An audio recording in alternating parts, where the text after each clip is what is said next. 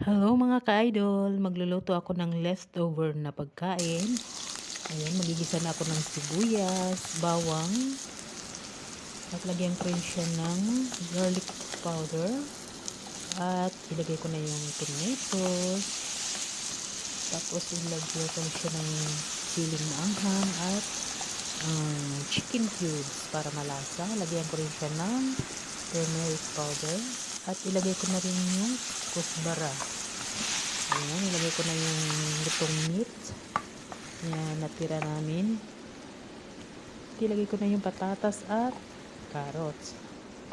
Ilagyan ko na rin ng tomato sauce at tubig. Konting lang. Hanggang sa konting luto lang naman mga ka-idol kasi luto na yung meat. At ngayon, ito na po siya mga ka-idol.